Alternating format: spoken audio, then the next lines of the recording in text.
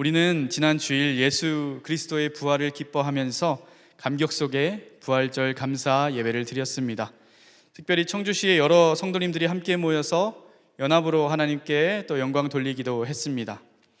하지만 그 부활의 감격이라는 것이 식기도 전에 우리에게 바로 찾아온 것이 있죠. 바로 월요일이라는 일상입니다. 월요일을 시작으로 해서 분주한 화요일, 피곤한 수요일, 또 점점 어깨가 무거워지는 목요일을 거쳐서 오늘 금요일이 되었습니다. 혹시 여러분 주일의 그 감격스러운 부활의 기쁨이 그렇게 한 주간을 보내면서 우리도 모르게 기쁜 한숨으로 바뀌어 있지는 않으셨습니까? 다시 시작된 그 업무의 부담감 속에서, 반복되는 가정과 또 일상의 피로 속에서, 여전히 또 해결되지 않고 있는 문제들 속에서 부활의 그날의 기쁨이 조금씩 희미해지다가 부활의 기쁨을 간직하고 나누는 것이 시도되기는커녕 그냥 내 안에서 기쁨을 누리는 것조차 이루어 보지 못하고 한 주간을 보내고 계신지 않았는지 또 내 자신에게도 물어보게 되는 한 주간이었습니다.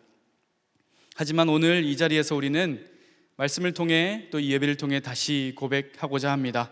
우리는 예수 그리스도의 부활을 맛본 자들입니다.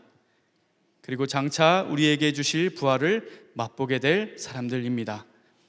특별히 오늘 우리는 다시 그 부활의 은혜 앞에 서서 잃어버렸던 그 감격을 빠르게 다시 한번 회복하고 다시금 기쁨으로 힘있게 살아갈 이유를 한번 붙잡아 보고자 하는데요.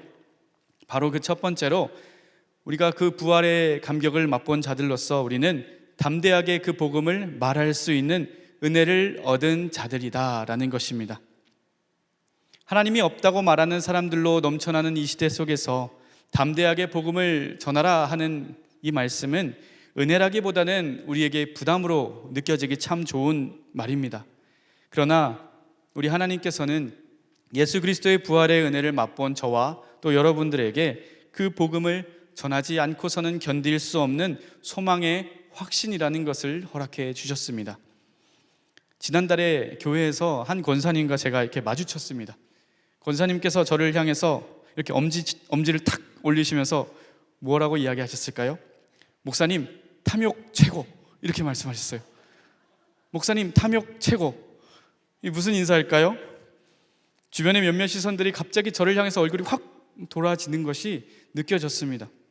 김준수 목사의 탐욕이 최고라고? 어떻게 보면 말다툼의 시작을 알리는 경종이 될 수도 있었습니다.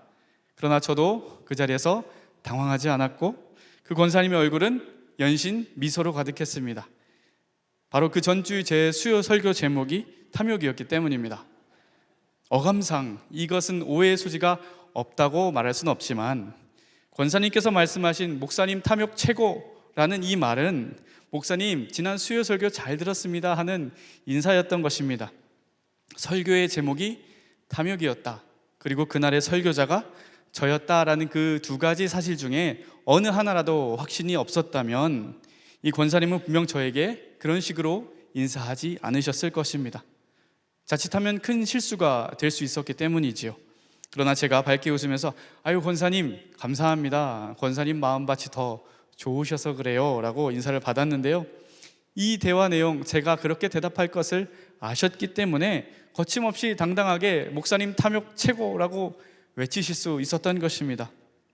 여러분, 어떤 일을 간접적으로 듣거나 배워서 전달하는 자의 말과 직접 내가 경험하고 전하는 자의 태도에는 확연한 한 가지의 차이가 있습니다.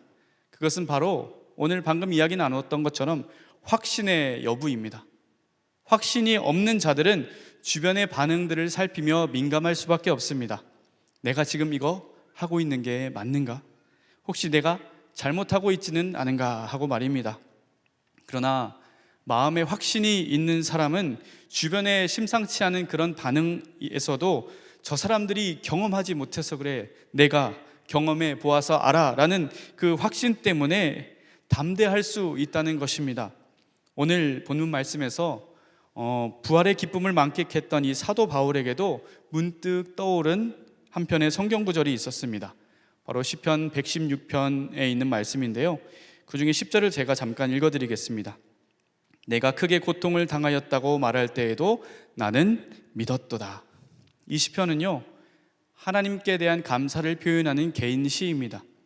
이 시를 쓴 시인은 정말 힘든 고난의 때에 연약한 자신을 구원해 주신 하나님을 완전하게 경험해 보았던, 맛보았던 사람입니다. 그래서 그 하나님의 구원을 맛본 사람으로서 그 이후의 모든 삶 가운데 하나님을 드러내는 데에 전혀 주저함과 두려움이 없는 사람이 된 것입니다. 내 믿음의 고백을 하다가 구설수에 휘말리든지 큰 고통을 당하든지 그 믿음이 변치 않는다는 고백을 하나님 앞에 시로 담아낸 시가 바로 116편의 시입니다. 나아가서 그 신앙을 지키는 경건한 자로 맞는 죽음은 하나님 보시기에 귀중한 것이다 라는 고백도 그 시에 담을 만큼 말입니다. 그제서야 바울은 하나님께 대한 이 시인의 마음에 나도 그래 하고 공감하게 됩니다. 그게 무슨 마음인지 이제 내가 알겠어. 예수 그리스도의 부활을 생각해 보았을 때 그때 그 시인의 마음이 무엇인지 알겠어 라고 깨달아 알게 된 것입니다. 그리고 오늘 그 시편을 인용해서 본문 13절과 14절의 말씀을 기록하는데요, 우리 함께 읽어보도록 하겠습니다. 13절입니다. 기록된 바 내가 믿었으므로 말하였다 한 것 같이 우리가 같은 믿음의 마음을 가졌으니 우리도 믿었으므로 또한 말하노라.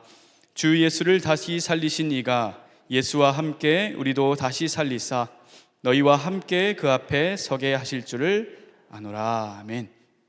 사랑하는 여러분, 이제는 바울의 고백에, 바울의 이 말씀에 우리가 공감하면서 그래 나도 그래 공감해 라고 우리가 고백할 차례인 것입니다. 예수 그리스도의 부활은 예수님 당신 혼자만의 부활이 아니라 이제 장차 우리가 맛보게 될 부활의 약속이다 라는 것을 우리가 경험하고 믿고 고백해야 할 차례라는 이야기입니다. 믿는 자가 무엇입니까? 확신이 있는 자이고, 확신이 있는 자는 담대히 그것에 대해서 말할 수 있는 자입니다. 침묵으로 일관하며 사는 것이 아니라 내 믿음을 고백하며 살아갈 수 있는 용기를 가진 자가 바로 믿음 있는 자입니다. 사도 바울도 이 예수 그리스도의 이름을 전하며 평생을 살아갈 때에 내가 직접 경험한 진리, 내 생명을 살려낸 예수 그리스도의 그 부활의 복음이기 때문에 그렇게 담대히 말하며 전할 수 있었던 것입니다. 저와 여러분 또한 그런 사도 바울과 같은 확신의 자리에 이르기를 소망합니다. 우리의 힘으론 어렵겠죠. 그러나 우리 안에 내주하시면서 도우시는 성령 하나님이 계시지 않습니까? 부활의 능력으로 우리를 만나주실 것이고 그 능력으로 우리에게 경험시켜 주셔서 우리에게 믿는 믿음에 이르기까지 도와주실 것입니다. 우리 예수 그리스도의 고난과 죽음 그리고 부활이 기록된 성경의 말씀을 넘어서 나를 위한 것으로 내 말씀으로 한 걸음 한 걸음 다가오는 경험을 하시기를 간절히 소망합니다. 그랬을 때 그 고난이 나를 살리는 고난이었다는 것을, 예수 그리스도의 그 죽음이 나의 생명을 주었다는 것을, 그리고 그 부활이 나에게는 이제 영원한 소망의 약속이 되었다는 것을 머릿속으로 글로 알고 있는 이론적인 이해가 아니라 만남으로, 경험으로, 또 확신으로 고백하는 데까지 성령 하나님께서 여러분을 인도해 주실 것입니다. 여러분, 이렇게 결단하고 지금 당장 밖으로 나가 보아도 세상은 우리의 고백에 고개를 갸우뚱할 것입니다. 어떻게 십자가의 죽은 자가 영광을 받을 수 있는가? 죽은 자가 다시 살아난다는 것, 그것이 나와 무슨 상관인가? 고난이 은혜라고 그게 무슨 말인가 하고 말입니다. 그러나 부활의 기쁨을 경험하여 맛본 우리들은 말할 수 있습니다. 예수 그리스도의 십자가는 우리를 살리신 은혜인 줄로 믿습니다. 예수님의 부활은 곧 장차 우리의 부활이 될 것입니다. 아멘입니까? 이어서 15절의 말씀을 함께 봉독해 보겠습니다. 이는 모든 것이 너희를 위함이니 많은 사람의 감사로 말미암아 은혜가 더하여 넘쳐서 하나님께 영광을 돌리게 하려 함이라. 아멘. 여러분, 우리가 앞선 말씀에 따라서 하는 믿음에 대한 담대한 고백, 이것이 듣는 사람마다 회개를 이끌어내고 전도의 열매를 맺는다면 얼마나 좋겠습니까? 그러나 오히려 앞서 말씀드린 대로 구설수에 오르기 참 좋습니다. 오히려 받기 좋고요, 고난을 당하는 것까지 감수해야 할 때도 있습니다. 하지만 놀라운 것은 이 모든 과정이 하나님께서 너희는 그리스도인이니까 꾹 참고 견뎌야 하는 희생이다라고 말씀하시는 것이 아니라 오히려 너희를 향한 하나님의 은혜이다라고 기록한 것을 발견할 수 있습니다. 마치 너무나도 기쁘고 즐거웠던 일을 누군가에게 다시 들려줄 때에 그날의 감격이 지금 또 경험되는 것처럼 생생하게 떠오르는 것처럼 복음을 우리가 전할 때에도, 우리가 예수 그리스도의 부활을 선포할 때에도 우리 안에 성령 하나님께서 그때의 기쁨, 그때의 그 감격을 계속해서 부활의 소망으로 살아나게 해주신다는 것입니다. 그래서 예수님의 복음을 전하는 자들의 마음속에는 때로는 현실 가운데 고난이 있을지라도 그 고난을 덮고 남을 만큼의 어떤 열매, 감사라는 열매를 가득하게 맺을 수 있게 될 것이라는 것을 오늘 말씀에 사도 바울은 이야기하고 있습니다. 그리고 그렇게 부어주신 감사, 그 은혜 어떻게 표현할까? 그 감사의 감정으로 멈추지 않고 넘쳐서 하나님께 영광으로 표현하게 되는데요, 그것이 바로 예배라는 것입니다. 예배는요, 우리가 하나님께 올려드려야 하는 거룩한 의무인 것은 사실입니다. 하지만 억지로 해야 하는 세상의 종교적인 행위가 결코 아닌 것도 마찬가지입니다. 오늘 말씀을 의지해서 정의할 수 있는 예배라는 것이 무엇일까요? 우리 안에 차오르는 그 은혜가 시키지 않아도 자발적으로 하나님께 올려져 드리는 감사의 고백이라는 것입니다. 우리는 오늘도 이 자리에 이렇게 그러한 이유로 모여 앉은 자들임을 믿습니다. 부활의 은혜를 믿는 자들이 이곳에 한 명 한 명 한 명, 한 분 한 분 함께 모여서 그 은혜를 서로 나누고 그 감사가 하나의 아름다운 하나의 모습이 되어서 조화롭게 하나님의 영광을 드러내는 것, 말씀으로, 기도로, 찬양으로 그렇게 지금 우리가 드리는 아름다운 예배를 완성해 나가는 것입니다. 사랑하는 여러분, 그렇게 오늘 우리는 바울과 같이 시편 116편의 시인과 같이 그런 마음을 품고 말씀에 공감하기를 소망합니다. 이 사람들은 고난 중에도 하나님께서 선하신 하나님이신 줄을 믿었기 때문에 나는 믿었으므로 말하였다 하고 동일하게 고백하고 있습니다. 우리도 그렇습니다. 이미 부활의 감격을 맛본 자들이기 때문에 우리에게 주어진 상황에 지배받지 않고 두려움이나 침묵에 머물러 있지 않고 담대히 하나님에 대해서, 예수님에 대해서, 그분의 십자가와 죽음과 부활에 대해서 말할 수 있는 사람들입니다. 그리고 우리는 중요한 무엇을 말하는 사람들이 되어야 합니까? 바로 예수 그리스도의 그 부활이 거기서 멈추지 않고 나의 부활, 당신들 여러분들의 부활이 될 것입니다 라고 말해야 하는 사람들입니다. 하나님께서 예수님을 다시 살리신 것처럼 우리도 다시 살리사 그분 앞에 다시 서게 하실 것이다. 말씀은 정확하게 약속하며 기록되어 있습니다. 그리고 이 모든 믿음의 선포는 우리가 억지로 견디면서 고난으로 견뎌내야 하는 괴로움이 아니라 오히려 감사의 열매를 맺는 것인 줄로 믿습니다. 그리고 감사가 점점 더 커져서 바로 우리의 삶을 자발적이고 헌신적인 예배로 이끌어가는 줄로 믿습니다.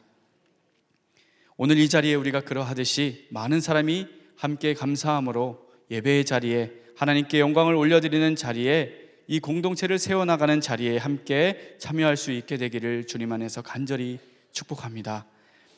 두 번째로 우리가 누릴 부활의 은혜가 있습니다. 그것은 또한 무엇이냐면 날마다 새로워지는 은혜입니다.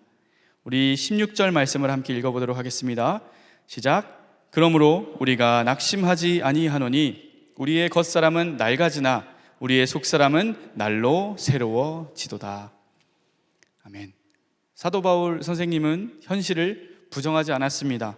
겉사람은 낡아지나 이렇게 말하듯이 우리 육체는 늙고 약해지고 병들고 결국 죽음을 향해 갈 수밖에 없는 존재라는 사실은 정직하게 인정을 했습니다. 세상에서 벌어지는 사건 또 사고 가운데에서도 예수를 주로 믿는 성도들이 함께 희생되는 때도 분명히 있습니다.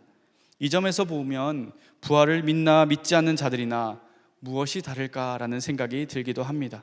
모두가 똑같이 늙고 모두가 똑같이 피곤하고 모두가 똑같이 아프고 똑같이 지쳐갑니다. 믿지 않는 자들의 입에서 그런 우리를 보며 너희를 지켜주신다는 하나님, 생명의 하나님이 어디 있느냐 비방하는 목소리가 들리기도 합니다. 그래서 낙심이라는 감정이 우리의 마음의 문을 두드릴 때도 있습니다. 그러나 바울은 명확하게 우리는 낙심하지 않는다라고 고백하고 있습니다. 믿음 안에 있는 우리에게는 어떤 결정적인 차이가 있다는 것을 발견한 사람이기 때문입니다. 그것은 바로 우리 속사람의 새로워짐이라는 것입니다. 이게 무슨 뜻일까요? 부활을 경험한 자들, 예수님의 부활을 맛본 자들에게는 겉으로는 보이지 않는 영적인 생명력이라는 것이 있다는 것입니다. 외형적으로 볼 때는 믿지 않는 자들이나 믿는 우리들이나 똑같이 피곤하고 지칩니다. 사람은 성장이 멈추는 데서 한번 좌절하고 그 멈춘 성장에서 노쇠하여 가는 것을 느낄 때에 또 한번 좌절한다고 합니다. 이처럼 모든 육체가 세월이라는 것을 이길 수 없어서 점점 쇠약해지지만 하나님 손에 붙들려 있는 우리는, 우리의 속사람은 은혜 안에서 그럼에도 불구하고 멈추지 않고 날마다 자라고 성장한다는 것입니다. 언제까지 성장합니까? 우리 믿음이 언제까지 성장합니까? 하나님 앞에 온전히 설 때까지 우리의 믿음은 멈추지 않고 자라나갑니다. 그렇다면 우리 속사람이 새롭게 된다라는 것은 무엇일까요? 새롭다, 단순히 예수님의 부활, 너희도 그렇게 될 것이야, 나도 그렇게 될 것이야 라는 말을 듣고 기분이 좋아졌다라는 단순한 의미가 아닙니다. 바울이 말하고 있는 새로움의 영적인 회복, 새 힘이라는 것은 이사야 40장 31절 말씀에 있는데 제가 한번 읽어드리겠습니다. 오직 여호와를 앙망하는 자는 새 힘을 얻으리니 독수리가 날개치며 올라감 같을 것이요 다른 박질하여도 곤비하지 아니하겠고 걸어가도 피곤하지 아니하리로다. 아멘. 이처럼 성경 말씀에 기록된 우리가 우리의 속사람이 날마다 새 힘을 얻는다라는 말은 우리 눈으로는 그 차이를 확인할 수 없을지 모르지만 믿음으로 살아가는 자는 반드시 그것을 구별하고 경험할 수 있는 무엇인가가 있다라는 것입니다. 낙심하는 상황 가운데에서도 다시 일어날 수 있는 힘을 주실 것이고, 포기하고 싶을 때 다시 한번 포기하지 않고 붙들 수 있는 용기를 더하여 주실 것이고, 외로울 때 또 지칠 때에 주님의 품으로 나아가서 안겨서 위로받을 수 있는 은혜가 우리에게 허락된다는 것입니다. 잘 보면 어쩌면 이런 것들은 사람으로부터도 얻을 수 있는 도움일지도 모릅니다. 그러나 이 새 힘을 하나님께로부터 공급받는다라는 것은 그들과 전혀 비교도 할 수 없는 복된 사람들임을 우리는 알아야만 합니다. 그 이유는 언젠간 바닥이 나고 말 사람들로부터 받을 수 있는 도움과는 달리 하나님의 도움은 어떻습니까? 영원한 공급을 약속하고 있기 때문입니다. 16절 말씀에 날로 새로워지도다 라는 이 날로라는 단어, 헬라어의 원어는 하루하루마다 매일매일 하나님의 은혜가 우리에게 공급된다라는 의미를 가지고 있습니다. 예레미야 예가에 여호와의 인자와 긍휼이 무궁하심으로 우리가 진멸되지 아니함이니이다. 이것들이 아침마다 새로우니 주의 성실함이 크시도소이다. 아멘. 이 찬양 아시죠?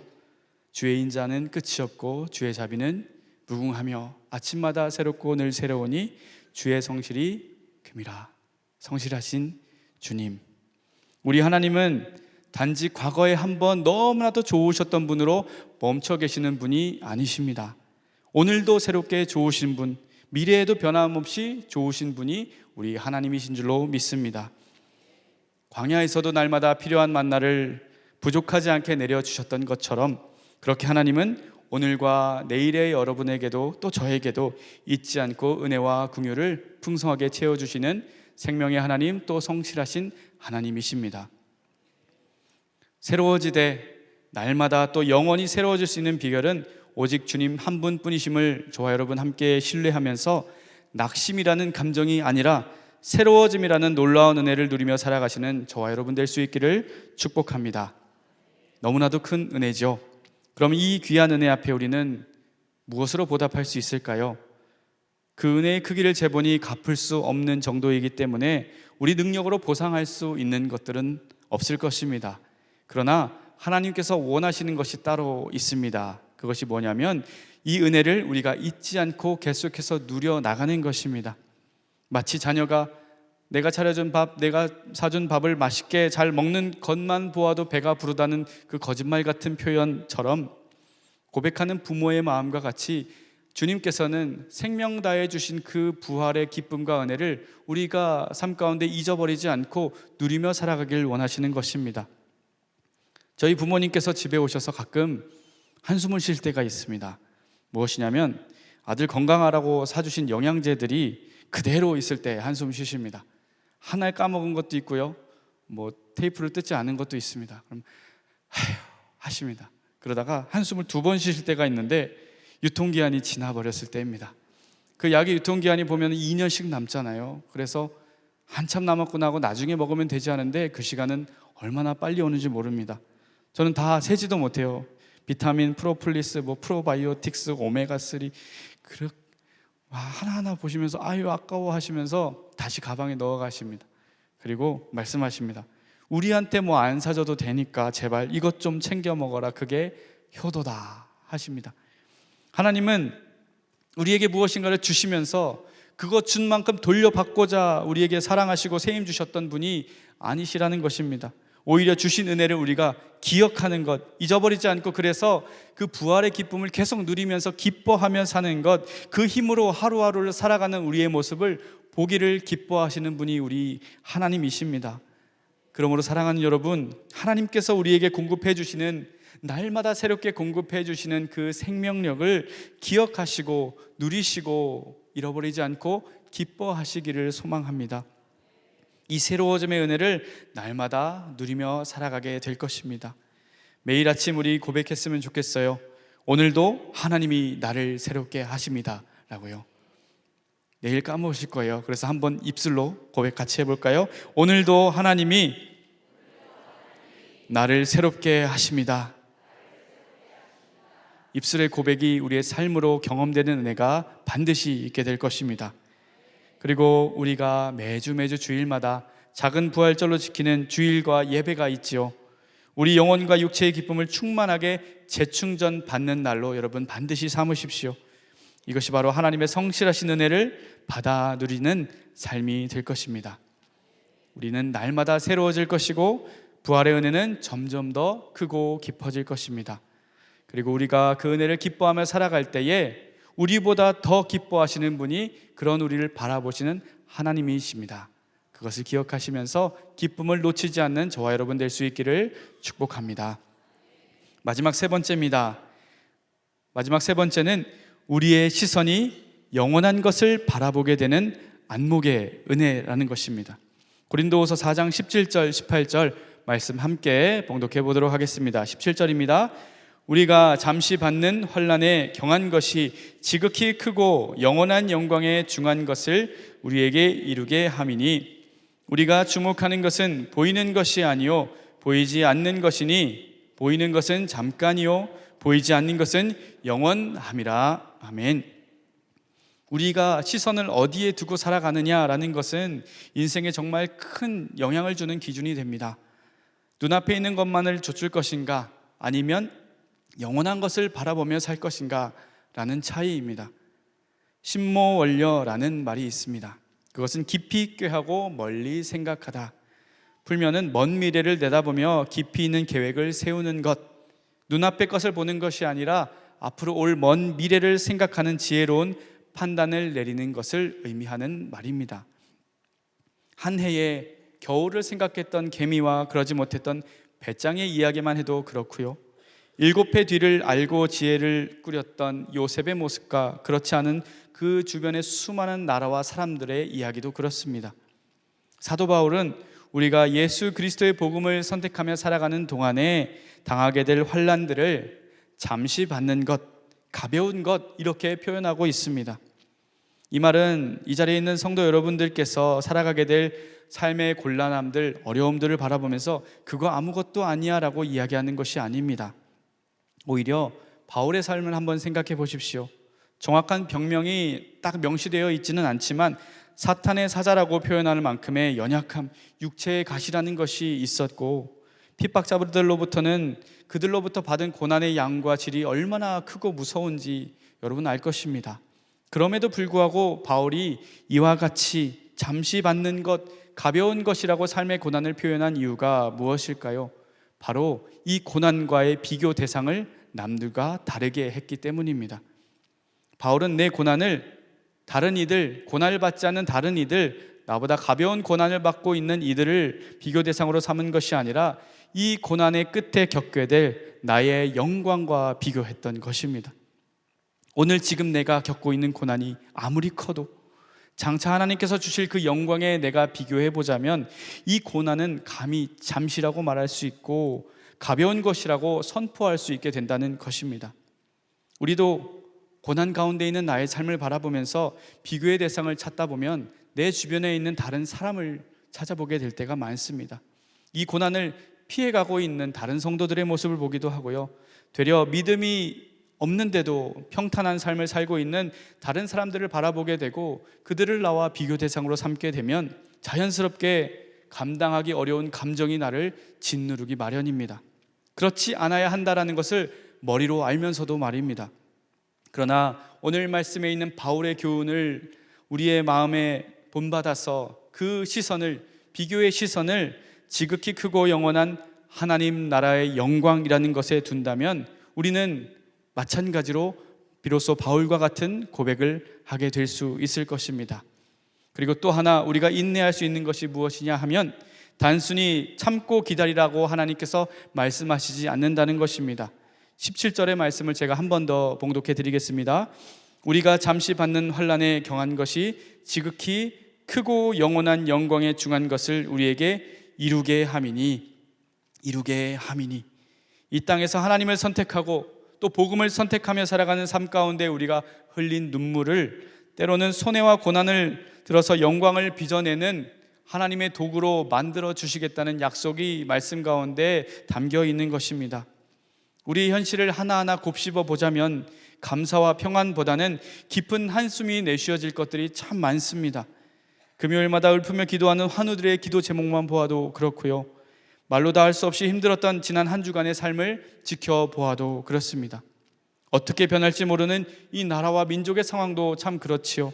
그러나 우리가 오늘 이 말씀의 약속을 신뢰하면서 우리의 시선을 하나님께로 고정할 때에 이 어려움과 고난을 정금과 같이 단련하여서 결국 우리에게 영광에 중한 것을 이루려 하게 함이니라는 이 말씀을 의지하며 살아갈 때에 주어진 오늘 하루를 우리는 힘있게 살아갈 수 있게 된다는 것입니다.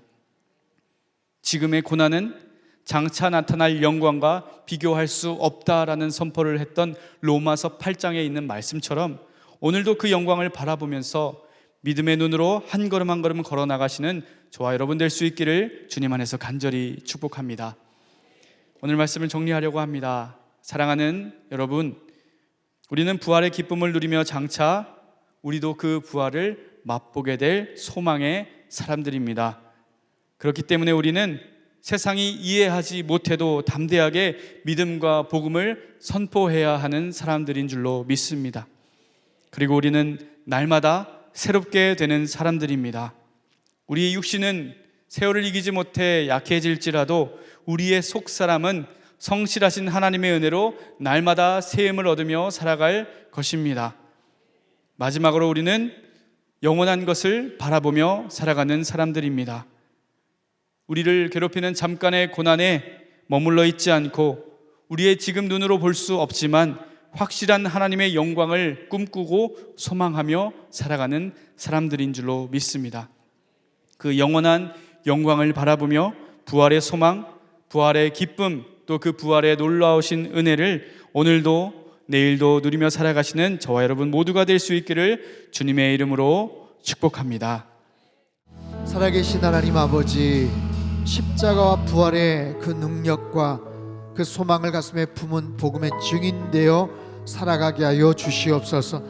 초대교회 성도들이 모여서 예배하고 흩어져서 전도하며 하나님 나라의 큰 일꾼으로 귀하게 쓰임받았던 것처럼 우리 상당교회가 그렇게 쓰임받게 도와주시고 우리 또한 부활의 증인되어 하나님 앞에 영광 올려드리며 살아가게 하여 주시옵소서.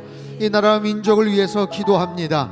하나님, 주님께서 이 나라의 주권적인 역사와 이 나라의 앞길을, 그 핸들을 분명히 쥐고 계시는 줄 믿습니다. 성령 하나님께서 옳은 길 걸어가게 도와주시고 이 나라가 모든 무질서와 잘못된 여러 가지 편향된 모습들이 다시 제자리로 돌아올 수 있게 도와주시옵소서. 대통령을 새로 뽑아야 되는 하나님 막중한 그런 상황 가운데 놓여져 있습니다. 하나님을 정말로 경외하며 국민들을 진심으로 사랑하는 정직하고 깨끗하고 신실한 하나님의 귀한 하나님 일꾼이 선출될 수 있게 도와주시옵소서. 하나님, 국민들이 분별력을 갖게 도와주시고 그것을 통하여 온 나라가 다시 하나가 될 수 있도록 주님 이끌어 주시옵소서. 온 세계에 나가 복음을 증거하시는 모든 선교사님들을 주님께서 굽어 살펴 주시고 하나님 힘있게 복음을 증거할 때마다 하나님의 나라가 아버지 하나님 더욱더 편만하게 드러날 수 있도록 주님 역사하시고 축복하여 주시옵소서. 하나님 아버지, 주님께서 우리의 삶의 모든 일거수일투족을 지켜보아해 주시는 줄 믿습니다. 우리의 모든 필요도 주님께서 알고 계시고 앞서 공급해 주실 줄 믿습니다. 이스라엘 백성들 광야에서 불기둥과 구름기둥으로 지켜주셨던 것을 압니다. 하나님, 40년간 발이 부릅지 않도록 의복이 헤어지지 않도록 지켜주신 줄 믿습니다. 주님, 우리 또한 주님께서 섬세한 주님의 돌보심과 하나님 날마다 하나님 기가 막힌 만남의 주라기 같은 하나님의 은총으로 말미암아 우리들을 채워주시고 역사해 주실 줄 믿사오니 주님 함께하여 주시옵소서. 모든 환우들의 연약한 부위들을 주님 굽어 살펴 주시옵소서. 너무나도 힘들고 아프고 치료 방법을 알지 못해 절망하고 있는 그들의 모든 심령을 주님께서 위로하여 주시옵소서. 모든 암세포들이 다 떠나가게 하여 주시옵소서. 불치병 난치병이 다 사라지게 도와 주시옵소서. 정서적인 장애와 모든 연약한 부위들 하나님 오장육부 폐부깁수가 못에 막혀있는 모든 것들을 주님께서 풀어주시고 생수로 씻어 주시옵소서. 그리할 때 급속한 치유가 있게 하여 주시옵소서. 나음으로 있게 하여 주시옵소서. 성령 하나님, 우리가 성령 충만함으로 말미암아 가정 안에서도 일터에서도 하나님 우리의 삶의 현장에서도 복음의 증인되어 살게 도와주시고 평생의 예배자 되어 살아가도록 주님 축복하여 주시옵소서. 특별히 하나님 복음의 증인되어 살아가기를 소망합니다. 여러가지 모습으로 준비하고 있는 아울리치 팀들이 더 많이 생기게 도와주시고 우리의 여러가지 도움의 손길들을 필요하는 공동체와 교회와 그 작은 많은 기관과 단체들이 있습니다. 우리의 시간을 드리게 하시고 물질을 바치게 하시고 정성과 사랑을 말미암아 하나님 현장으로 직접 가서 복음을 증거하는 선교적 교회, 선교적인 삶을 살아가게 하여 주시옵소서. 하나님, 우리는 아버지 하나님 예배가 중심이 된 선교적 교회입니다. 우리는 움직이는 교회입니다. 먼저 말씀 충만케 하시고 성령 충만케 하시고 하나님 예배를 통하여서 흡족하게 주님과 영적으로 교감을 하여서 위로부터 부어주시는 폭포수 같은 진리의 말씀으로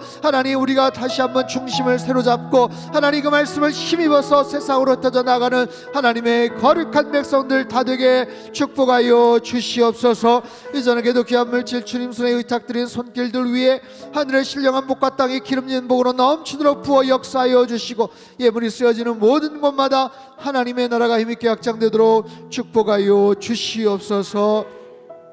이제는 우리 주 예수 그리스도의 크신 은혜와 하나님 아버지의 극진하신 사랑하심과 성령님의 교통하심의 역사가 우리의 모든 일상에서 부활의 증인되어 살아계신 하나님의 영광을 위해 일평생 쓰임받으며 살아가기를 간절히 소망하는 예배드린 주의 백성들, 그들의 가정과 일터와 건강과 자녀들의 앞길 위에 이 나라 민족 흩어진 모든 열방 위에 이제로부터 영원토록 함께 하시기를 간절히 축원하옵나이다.